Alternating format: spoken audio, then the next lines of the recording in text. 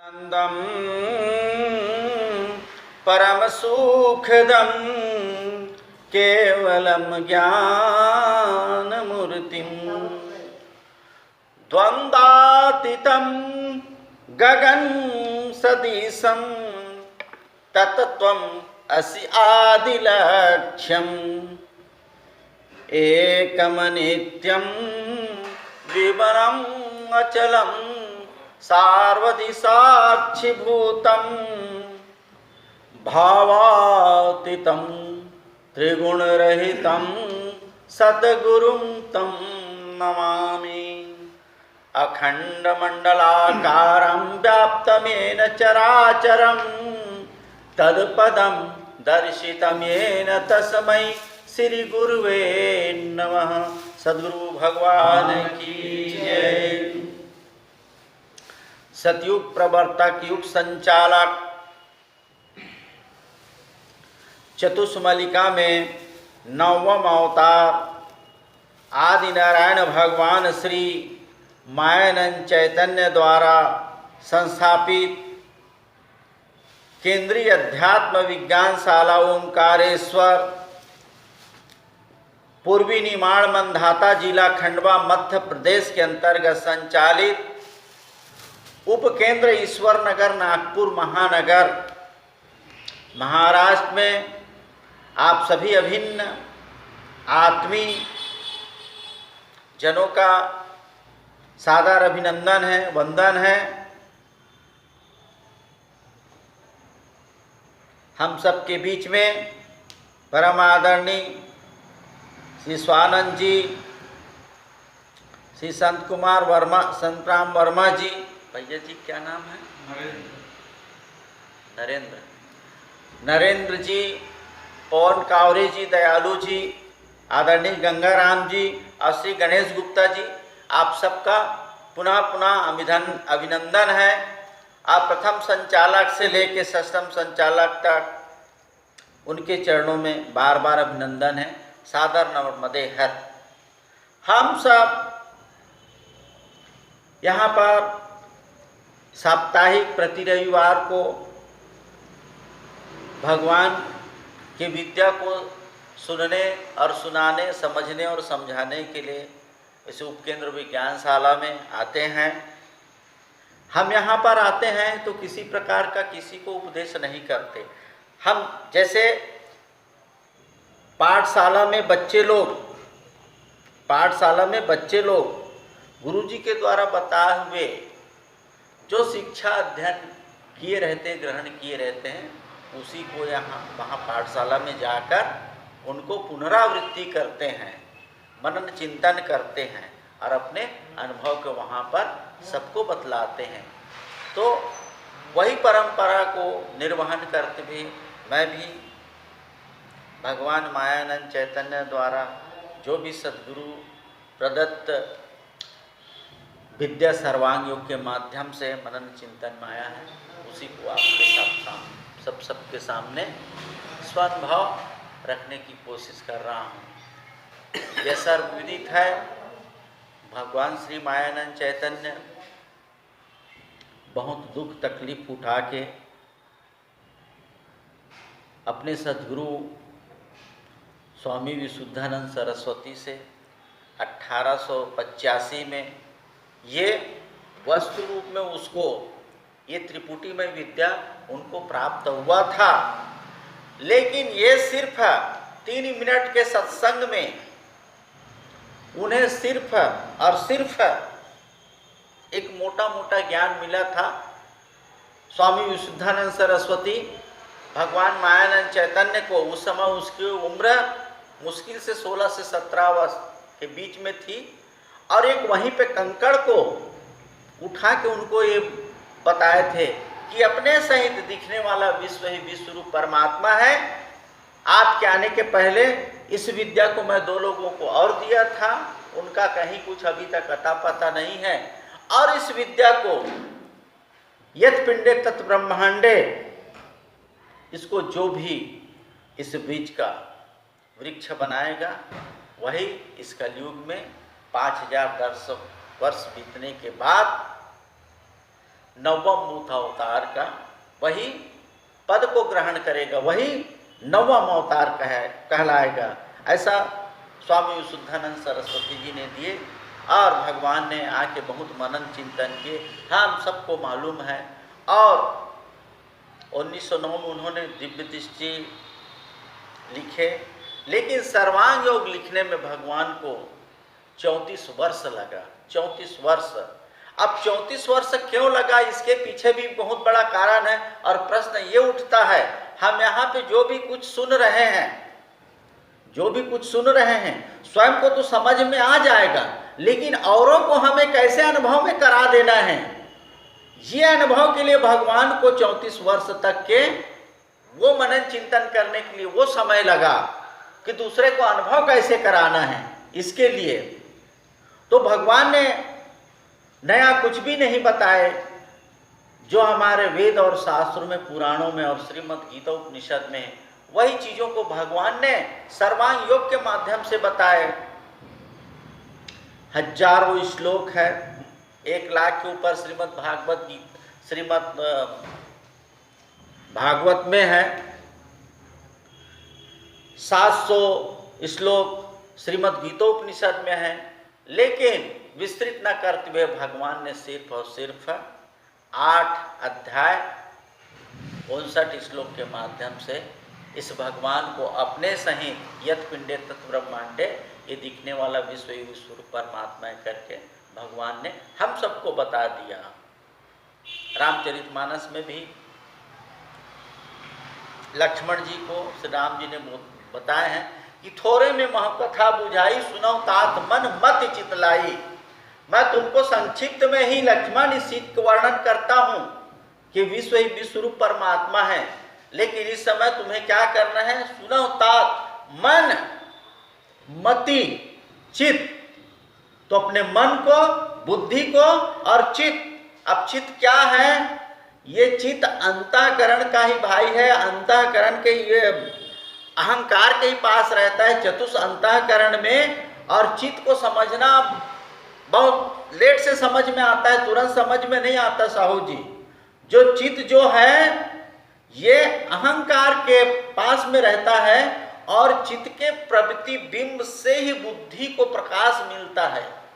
चित्त के प्रतिबिंब से ही बुद्धि को प्रकाश मिलता है। तो वही बात भगवान राम ने कहा।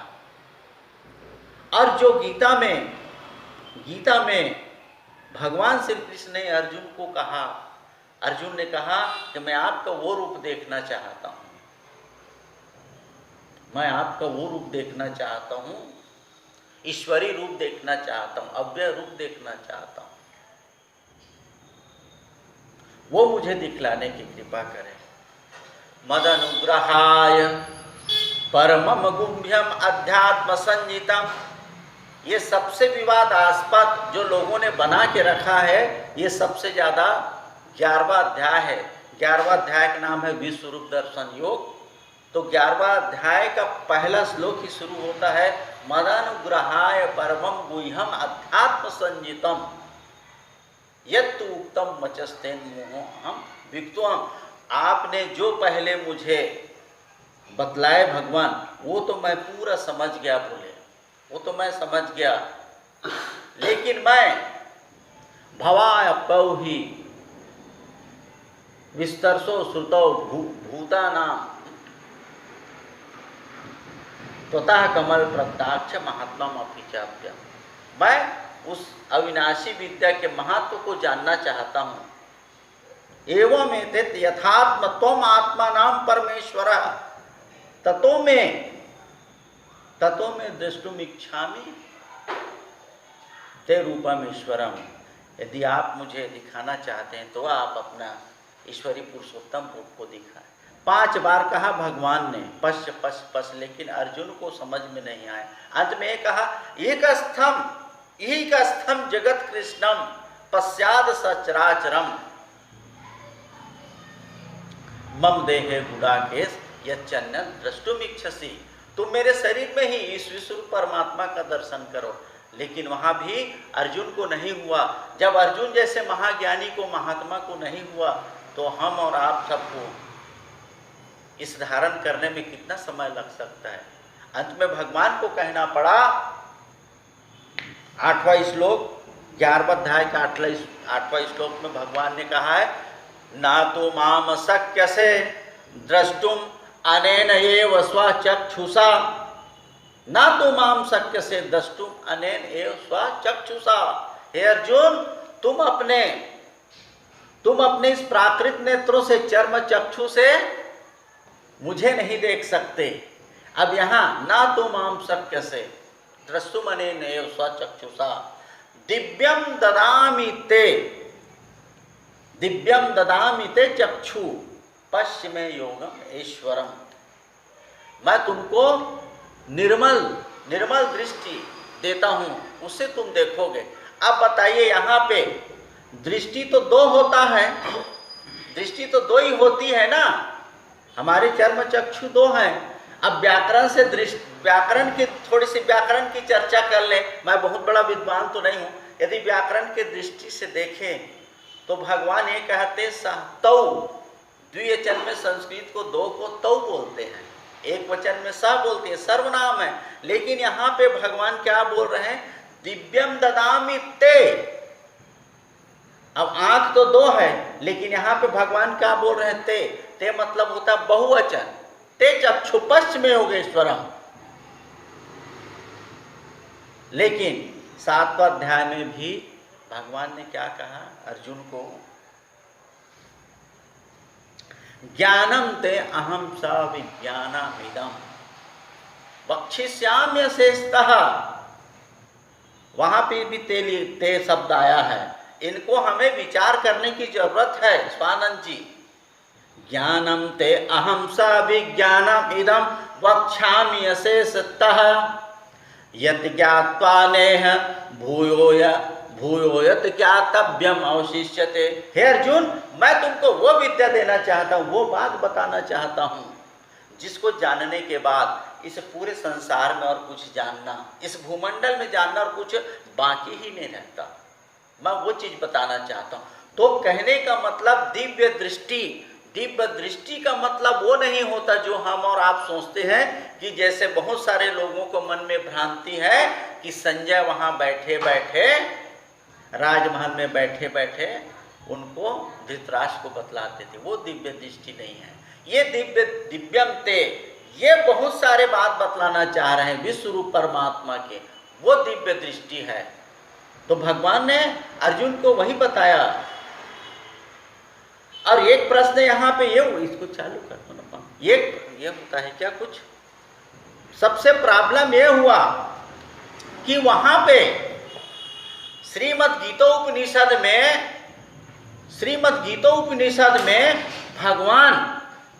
भगवान श्री कृष्ण ने अर्जुन को दिव्य दृष्टि दिए। तो इसका तो वर्णन है, आप लोग को पढ़ना चाहिए, श्रीमद् गीतोपनिषद को पढ़ना चाहिए। 11वां अध्याय दिव्य दर्शन योग है, विश्वरूप दर्शन योग है। उसमें 8वां अध्याय में 8वां श्लोक में स्पष्ट लिखा है। लेकिन ये तो लिखा है दिव्यम ददामि ते चक्षु, लेकिन वो देने की विधि नहीं है, बस यहीं पे भूल हो गई है।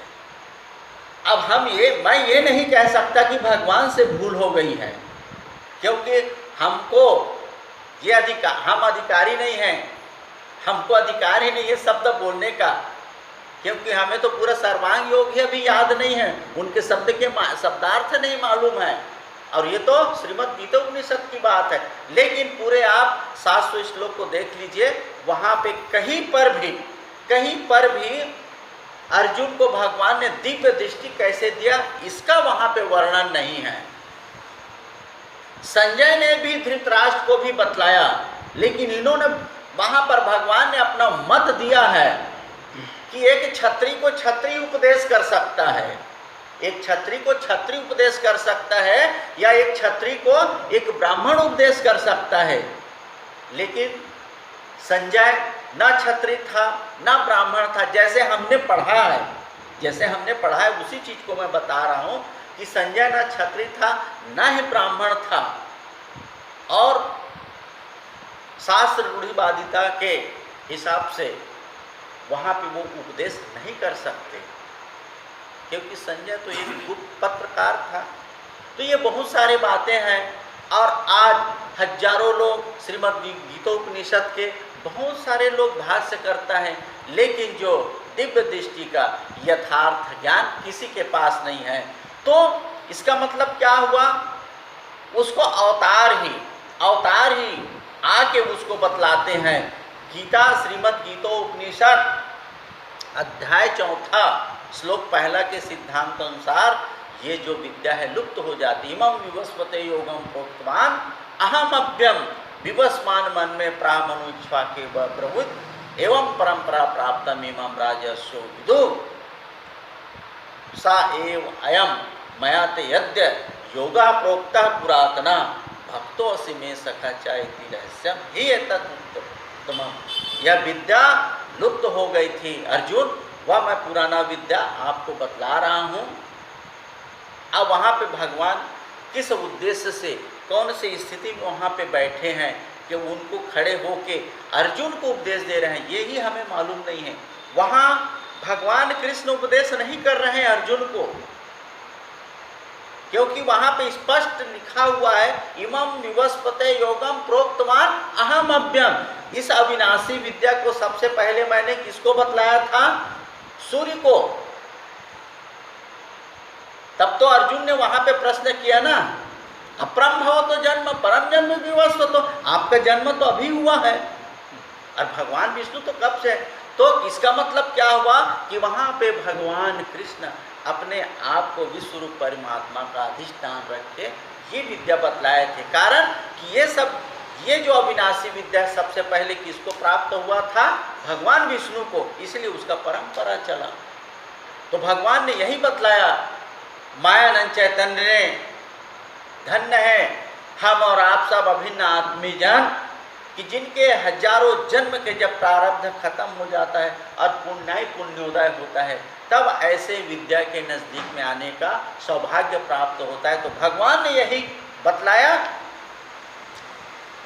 कि अपनी आंखों से देखो दिखता है पदार्थ। ये 5 ज्ञानेंद्रिय हैं, 5 ज्ञानेंद्रिय से इस चीज को जानना है।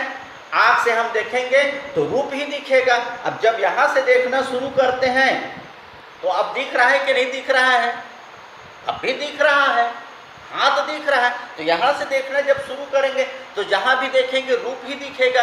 इसी चीज को हम, तो रूप काहे से बना है, ये अग्नि तत्व का क्रियाशील ज्ञानेंद्रिय हमारे पास आंख बन के बैठा, अग्नि देवता बन के बैठा हुआ है। और इसी चीज को जब हम स्पर्श करेंगे अपने त्वचा से तो स्पर्श का अनुभव होगा। तो आप विश्व के कहीं भी अखंड रूप से स्पर्श करो, ये स्पर्श भाव अखंड रूप से भरा हुआ है। तो स्पर्श काहे से हो रहा है, ये त्वचा से स्पर्श हो रहा है। तो त्वचा से स्पर्श कैसे हमें पता चल रहा है, तो पंच महाभूत में क्रियाशील, पंच महाभूत का क्रियाशील ज्ञानेंद्रिय हमारे पास त्वचा के रूप में है, उससे स्पर्श हो रहा है। तीसरा साधन हमारे पास इसमें पंच महाभूत में आकाश है, सबको सुनाई दे रही ना। इसमें शब्द स्थायी बजा के कान से सुनो, तो क्या सिर्फ ये मेरे को ही सुनाई दे रही, क्या हम सबको सुनाई दे रही है। तो शब्द जो है स्थायी रूप से वहाँ अव्यक्त रूप से है, शब्द वहाँ स्थायी और अव्यक्त रूप में है। कहीं भी ठोको, कहीं भी बजा लो, शब्द का रूप अलग हो सकता है, लेकिन वहाँ पे जो शब्द ही निकलेगा। तो क्रियाशील ज्ञानेंद्रिय, आकाश का क्रियाशील ज्ञानेंद्रिय हमारे पास कान है। अब इसी चीज को हम जिह्वा से लगाते हैं तो हमें रस का अनुभव होता है। तो रस का अनुभव कैसे होता है कि जल तत्व से बना हुआ क्रियाशील ज्ञानेंद्रिय हमारे पास रसना है। अब इसी चीज को हम नासिका के पास लेके जाते हैं तो ये पृथ्वी पंच महाभूत से क्रियाशील ज्ञानेंद्रिय बना हुआ हमारे पास नासिका है। तो नाक में गंध लेने का ही शक्ति है। अब वो सुगंध है कि दुर्गंध है, ये बात का मायने हैं, ये बात का विषय है। लेकिन नाक से हम सिर्फ गंध को ही ग्रहण करते हैं, अच्छा बुरा तो मन देखता है। तो ये 5 ज्ञानेंद्रिय से हम 5 जाने, और छठवां साधन हमारे पास युवा क्या है, हमारे पास मन। अब मन के पास जब हम इसको लेके जाएंगे तो मन अंदर है और मन का कोई एक जगह स्थायी स्थान नहीं है। पैर में कांटा चुभ गया तो मन वहां चला गया, आंख में कोई कंकड़ चला गया तो मन वहां चला गया, शरीर में कहीं खुजली हो गई पीठ में तो अपने आप हाथ वहां चला, मन वहां चला जाता है। तो मन जो है चंचल है और मन किससे बना हुआ है? वायु से। तो चौथे अध्याय में भगवान ने पंचीकरण का बात बताया, पंचीकरण का बात बताया जो लास्ट में लिखे ना, यहाँ लो 5 तत्वों का सूक्ष्म भेद लिखा दिया, इसी में 5 का पंचीकरण आ चुका। ये पंचीकरण की बातें हैं, इसका विस्तार अपन बाद से समझेंगे। तो आकाश है, वायु है, अग्नि है, जल है, पृथ्वी है, स्थूल में और सूक्ष्म में आकाश वायु अग्नि जल पृथ्वी है। तो आकाश के भाग से अंतःकरण मन बुद्धि चित्त अहंकार बना है, वायु के भाग से व्यान समान उदान प्राण अपान बना है, और अग्नि के भाग से छोत्र त्वचा नेत्र जिह्वा नासिका बना हुआ है, और जल के भाग से वाचा हस्त पाद उपस्थ गुदा बना हुआ है, और पृथ्वी के भाग से क्या बना है? शब्द स्पर्श रूप रस गंध। ये जड़ तत्व का सूक्ष्म पंचीकरण है, इसी को भगवान ने कहा है। अब मन के पास जब लेके जाएंगे तो भगवान ने कहा घी के साथ मिला दे तो वस्तु में गुण सत्व है। इसको जब हम घी के साथ मिलाते हैं, जिसका सुखांश खाने में भी अच्छा, परिणाम में भी अच्छा, वही सतोगुण है। इसका क्रियांश रजोगुण है। जो क्रिया होता है कुछ अच्छा कुछ बुरा, जहाँ मिश्रित भाव है। आइए यहाँ पे विराजिए। किसको अच्छा लगा? मन को अच्छा लगा। आ जाओ यहाँ पे बैठ जाओ। तो कुछ अच्छा कुछ बुरा किसको लगा? ये मन को लगा। यहाँ पे आप जल्दी आइए, नहीं तो भगा दिया जाएगा। अब कितनी बुरी बात है। तो ये यही तो तमोगुण है। अब इसको निरीखात ये ही इसी में नहीं देखना है। भगवान ने बताने का मतलब ये है कि विश्व में ऐसा पदार्थ अपने को लेना है जो सबको प्रिय हो। चींटी से लेके हाथी से, कुत्ते से, घोड़ा से, छोटे बच्चे से लेके जवान को, युवावस्था को, बुढ़े को, किसी को भी। अब इसको हम बाहर में डाल देंगे तो वहाँ चींटी इसको खाएगी कि नहीं खाएगी? कोई भी अपने अपने मतपन संप्रदाय बनाए हैं, लेकिन चाय तो सभी पीते हैं, खीर तो सभी खाते हैं, मिठाई तो सभी खाते हैं। कहने का मतलब भगवान ने कहा कि बतासे अपने आगे रखना भूलना नहीं। जो अधिष्ठान मैंने बताया था विष्णु के बाद मत्स्य कच्छ वरान सिंह वामन परशुराम राम, ये सब बताते बताते आया। तो भगवान से भूल हो गई कि मैंने लिखा नहीं, इसलिए भगवान ने पूरे साहित्य को लिखा। तो बोले इसको जब तक परमात्मा को जानना है तो उस अधिष्ठान को अपने सामने रखना नितांत आवश्यक है। क्योंकि हम लोग जब सत्यनारायण की कथा करवाते हैं तो वहाँ हमारे आचार्यगण लोग मंत्र पढ़ते हैं, ओम शर्करा खंड खाद्यानि क्षीरोदधि घृतानि चा आहारम भक्ष्य भोज्यम नैवेद्यम समर्पयामि। ये बोलते हैं ना मंत्र। अब नहीं मालूम तो पूजा भास्कर लेके आ जाना।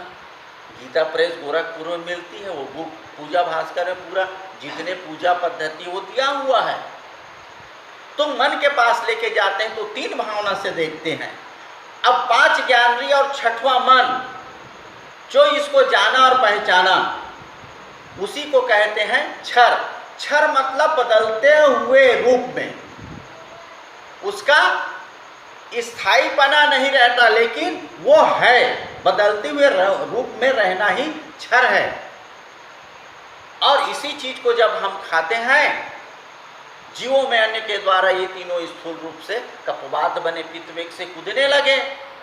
मन बुद्धि अहंकार बन के कार्य हैं, इसी से स्थूलता पाई। मन बुद्धि अहंकार बन के कार्य हैं करें। और जब इस अन्न को, अन्न मतलब इसी अन्न को नहीं, जो भी खाने लायक योग्य है, जो भी अन्न को हम खाते हैं, तो सबसे पहले हमारे मन में, हमारे शरीर के अंतःकरण नाड़ी में क्या होता है? वात पित्त कफ।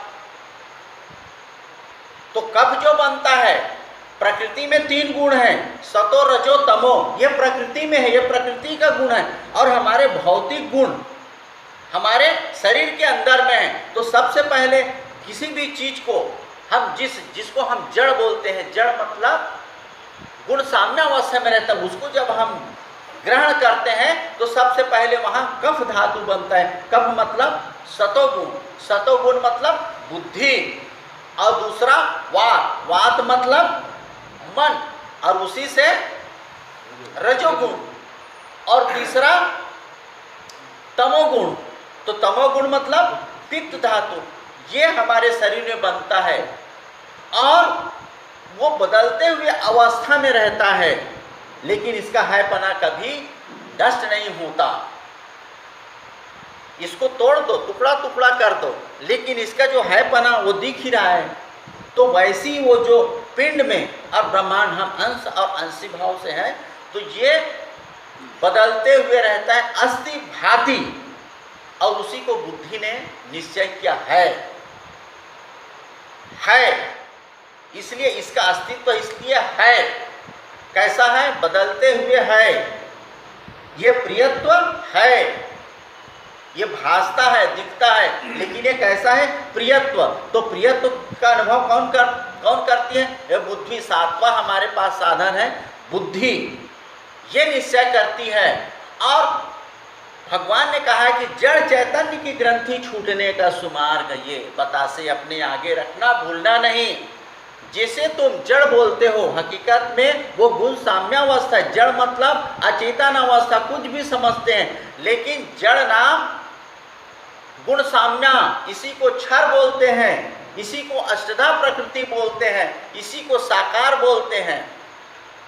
आकार, आकार सहित है इसलिए साकार, गुण सहित है इसलिए सगुण, और अलग अलग गुण में है इसलिए निर्गुण, अलग अलग आकार में है इसलिए निराकार। आज निराकार निर्गुण का अर्थ कुछ और समझते हैं लोग, जिसका कोई आकार नहीं है। अरे जिसको हम देखे नहीं हैं उसका कल्पना ही कैसे होगा, उस चीज को हम मान ही कैसे सकते हैं। तो ये भगवान ये बताना चाहते हैं कि जड़ चैतन्य की ग्रंथि जो एक जीव में पड़ा हुआ है, भगवान के तरफ से नहीं है, वो उसको मैं बता रहा हूं। बोले मैत्रेय उपनिषद में भी कहा है, संधौ जीव आत्मने ऐक्यम कर्म त्यागात न संन्यासः न प्रसोच्चारणेन तु संधौ जीव आत्मने ऐक्यम संन्यासः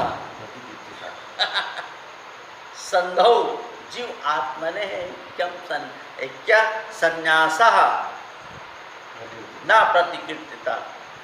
तो बोले इसमें जीव और आत्मा का जो संधि है, संधि मतलब भी गांठ है, उसको आप समझो तो ये जो परिवर्तन होने वाला वही क्षर है, और उसके अंदर अनुस्यूत, अंदर बाहर कुटस्थ लबालब जो भरा हुआ है, जिसका प्रियत्व उपयोगिता कभी खत्म ही नहीं हो सकता, वही है अक्षर।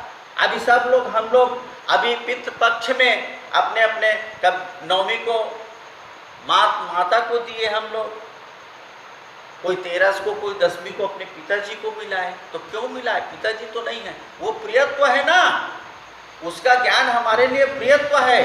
पिताजी ने हमें पढ़ाया, इस योग्य बनाया, इसलिए वो प्रियत्व, उनके यादें हमारी स्मृति शेष है, वो प्रियत्व है। इसलिए तो हम बुलाते हैं ना, सबको भोजन कराने के लिए भी बुला रहे हैं पितृपक्ष में। अब इसका वर्णन करेंगे तो और बहुत आगे चला जाएगा। तो ये बुद्धि जो है अक्षर आत्मा को जानती है।